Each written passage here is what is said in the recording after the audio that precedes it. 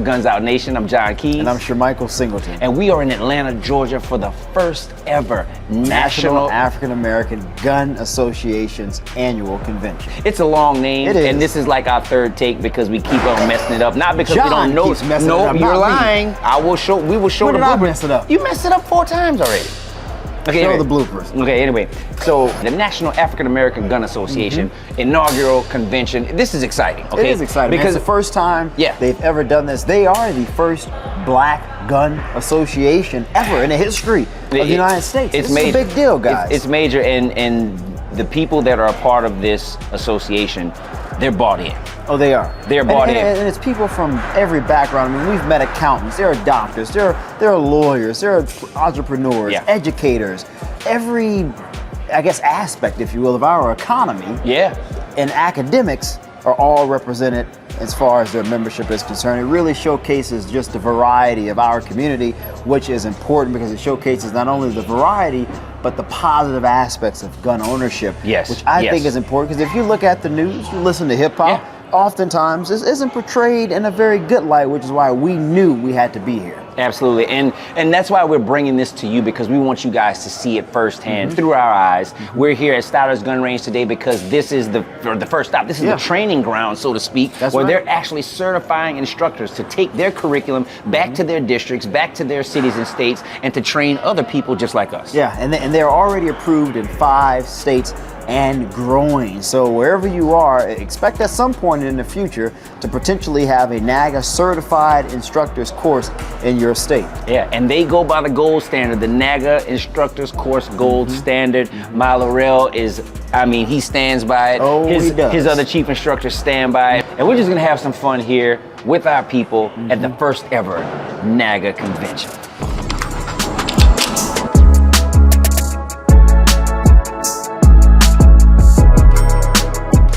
First ever National African American Association convention ever in the history of the United States.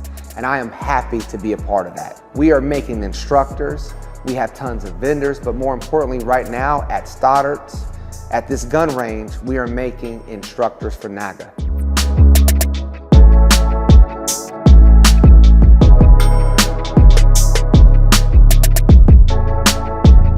It's a step in the right direction just for me personally. You know, within my family, my kids can look up and say, man, my dad did this, and they can choose to continue the legacy to work with this organization.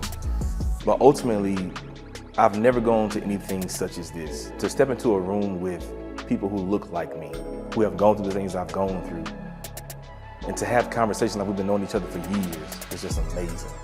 So it's refreshing, it's rewarding, it's comforting. And to build these relationships with these individuals is you know, there's no words for it, right?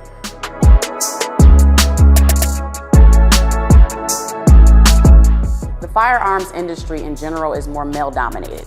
So being an African American woman, being a part of the group that is, growing the most right now in this country, it's a very, very humbling but also important position to be in because, all eyes are on us in a male-dominated industry. It really makes us want to push harder. It's like having a bunch of big brothers around, making us and pushing us forward. So I love being able to certify women specifically because not only when I move forward am I moving by myself, I'm being that representation as well.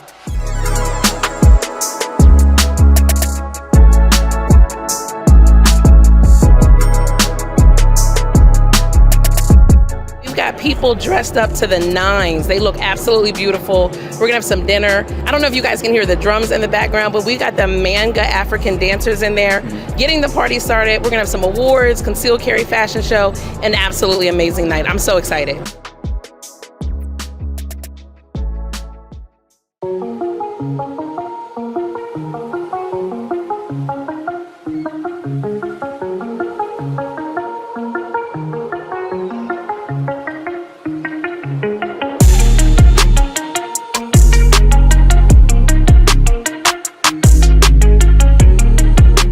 What's up, Guns Out Nation? I am standing here. I have the privilege of standing here with the president, the founder of the National African American Gun Association, Philip Smith.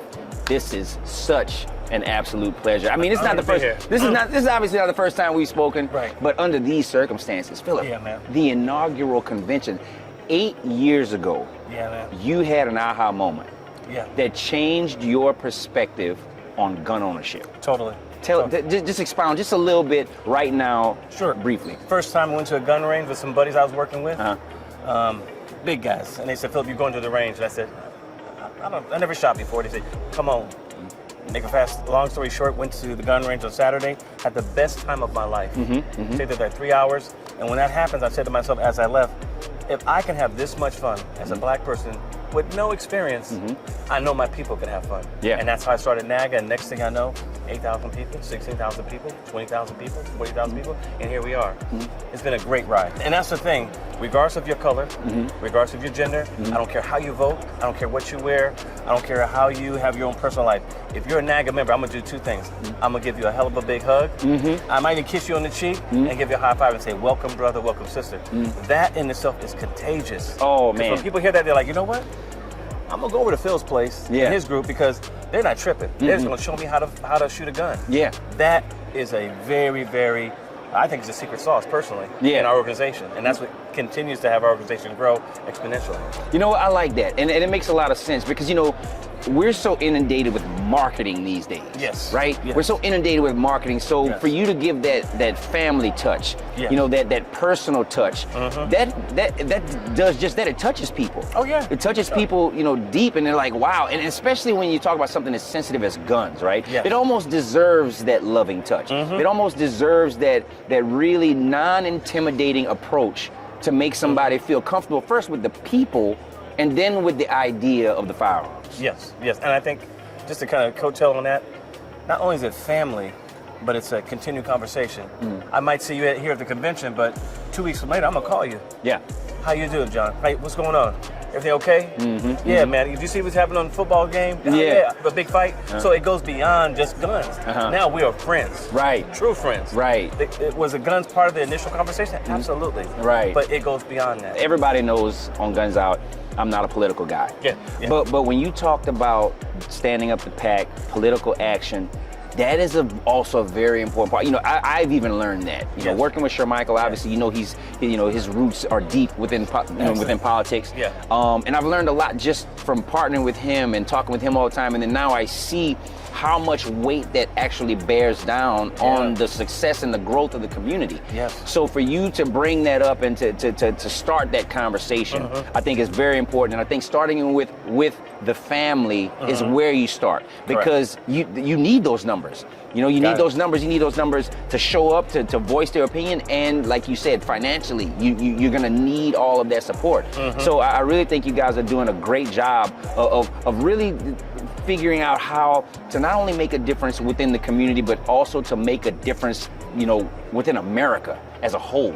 People need to know about this. Yes. Because they need to see it. Yes. They need to see the visuals. All of these black people.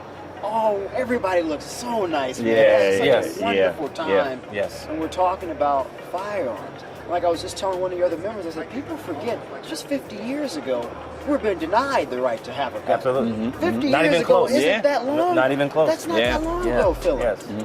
And so I think when you think about just the trajectory over 5 decades, we have the first ever major national black organization having its first inaugural convention. Yes. Everybody should know that. And we need those positive images of us with firearms. Every time when I've gone on television, talk about us with firearms, it's usually because of the violence thing in inner cities.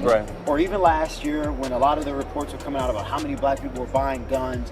It was like, well, this is good, but isn't this going to lead to more violence, or isn't this going to put black people in jeopardy with law enforcement? It was always an angle to it, and I was thinking about that, and I said, there's no way you can put an angle on this. Nope, There's no cannot. spin to this. Too clean. There's no spin to this. Right. So I'm just thinking we need to be able to tell our story nationally. It's almost like the civil rights movement.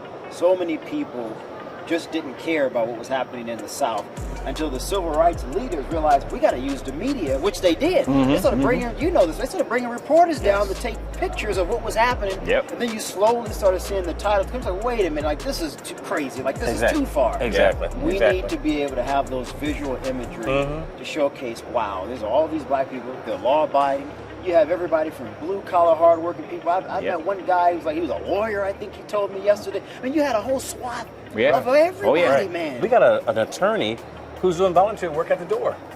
Wow. Yeah, yeah. At the door. That's humbling, man. That's humbling. Now, just think about that. Yeah. This is the brother who went to law school, has a Right, practice, right. and he's volunteering at the door to talk about guns. Yeah, that's why. That's how important this is. That's how important it is. Yeah. It is. So, Exactly. this is incredible. Thank you, man. This Thanks is both really of you. I mean, incredible, man. Just so proud I of appreciate you, both man. of you guys. Really. No, thank you for I won't having cry. us, I man. cry ugly. Don't- so- don't- Yeah, don't do it. Don't do it. Don't hold it in. Hold it in. But thank you, brother. Thank No you. doubt. Thank No you. doubt. Much And- respect to you guys. And listen, man, you know, before I close this, I just want to say, like, it's very important that we get the word out about things like this, about our platform, about NAGA. I mean, we talk about the silent support. We get stopped all the time. People recognize us. People love our platform. They talk about it. But at the end of the day, we have to share that amongst ourselves. We have to get on our platform. You have to get into the comments. You have to say, hey, bring this to our city. Bring this to our state. You know, ask the questions and share with everybody about Guns Out, about NAGA, because we have to come together and collectively show our numbers. We have to do that. Become a member. NAGA.co. There it is. Thank you, That's brother. it. Thank Super you, man. easy. There you go. Thank you, thank you, brothers. Thank you, man. Proud Thank of you, you, man. Proud of you. Thank you, brother.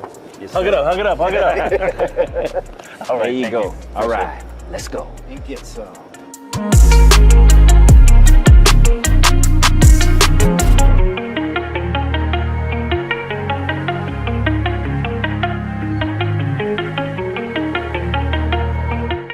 It feels a little surreal, you know, inaugural NAGA convention. I remember our first event. Oh, the first range. Yeah, first range. Yeah. I mean, we know how much goes into planning something And this like was this. large scale. This is large scale. Yeah. You had different locations. I Yeah. mean, you had an award ceremony. They had a thing at the aquarium for family and friends, barbecue, shooting, the big convention. I mean, there are a lot of moving parts here, man. And They a lot- pulled it off. And a lot of interest. You know, Yeah. these Yeah. people here, everybody, it's a very family-oriented environment. They treat each other like family. You know, Yep. they push each other on the range. They really encourage that they get out here and train, Yep. get the knowledge. And some good shooters, man. Yeah, and pass it on to Yeah. everybody else, man. It's just, it's a wonderful environment. So hats off to Philip and his entire team, The entire executive team man. at It NAGA. takes a lot to put this on. And all of the chapters that pitched in and came and represent for their states and their cities. all the way from California up to New Unbelievable. York, up to Florida, Texas. I mean, it was a lot of states represented here, guys, and represented in strong numbers. You know, when you think about this, John, you think about how African Americans are represented in terms of firearms. It's always about the negative. It's always about what's going on in the inner cities, as if we don't recognize that. Yeah. And there are a lot of groups, including NAGA, that recognizes it and want to do things to address it. Yeah. But you also have sound African Americans who are trained, who are educated, who are proficient, and that's what this was all about, showcasing our history, our acknowledgement that the right to bear arms is for us too. When you think about our history in this country, Deacons of Defense, the Black Panthers, I mean, we use arms so many times in our history in this country for our freedom. Absolutely. And so more than anybody else, guys, we have an obligation because of our ancestors to exercise our Second Amendment right. 100%, and that's why organizations like NAGA exist. It's to get you educated, to make you understand what that importance really means, and enable you with the tools to go out and teach others just like they teach you. So let's go. And get some.